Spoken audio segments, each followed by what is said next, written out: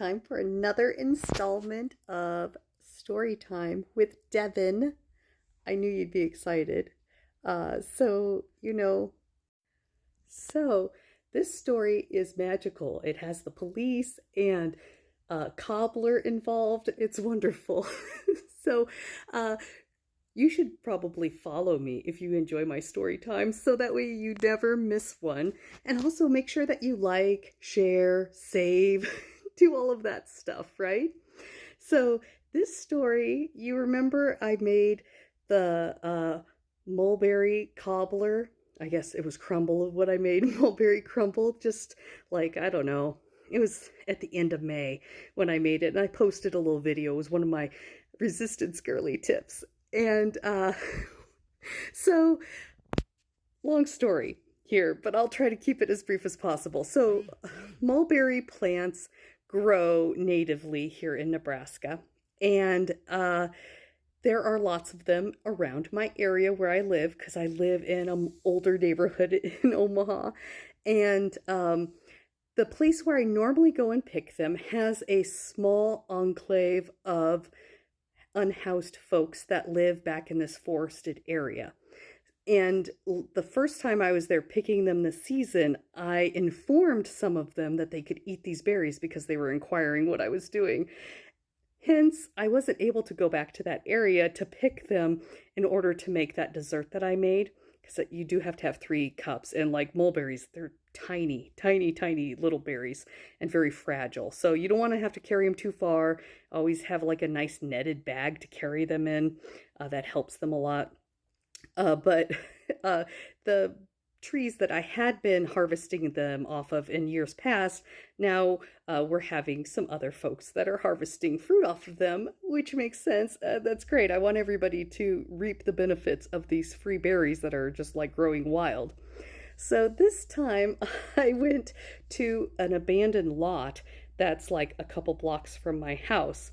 Now, there's no houses on this lot. There is no like landscaping. Like somebody does mow it, but it's not upkept well. And there's like maybe 2 or 3 mulberry trees on there. These trees are fairly well established. Like they're pretty big, but you know, mulberry trees could get quite tall. And I could still reach the branches because also nobody is pruning these. So, it's just an uncared for lot, but it is like just in the middle of a neighborhood, and there are houses on either side of it, and there is kind of a fence partially around the area, but the fence is like dilapidated and falling down. I figure that these mulberry trees are free game. I have picked from them before. So I walk over there with my like little net bag and I'm picking my berries, and while I'm there, a police officer drives by. I don't think much about it. Like, clearly, this neighborhood is on a beat, and there's always police officers driving by. And then, like, a few minutes later, he drives by going the other way. And then a third time, he drives by and he slows clear down. And I'm thinking, oh gosh, it's the popo. I'm going to be in some sort of trouble. They're going to come and give me a hard time because I'm probably technically stealing these berries. I mean, that's nobody else is eating them but the birds.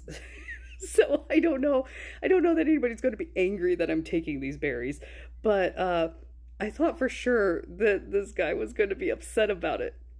He rolls down his window and I was like, yes sir. Of course, I have to be respectful. And he was like, what are you doing? And I was like, I'm picking mulberries. It's mulberry season. I'm going to make myself a dessert. And he was like, mulberries? What are those? And then he parks his vehicle, his little cruiser, and he gets out.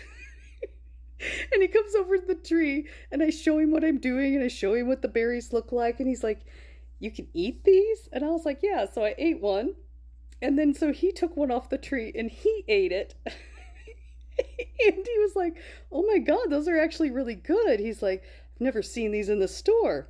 So I gave him this whole lesson about mulberries, about how they're too fragile and the trees grow too tall, so they can't be picked, and that's why they're not mass farmed, because they just won't hold up to like being shipped to the store. So it's something that you can only get if you like live around a mulberry tree. He is enjoying the story. And then he proceeds to start to pick the mulberries with me. Like, he's putting them in my bag. This police officer is taking ill-gotten mulberries and giving them to me.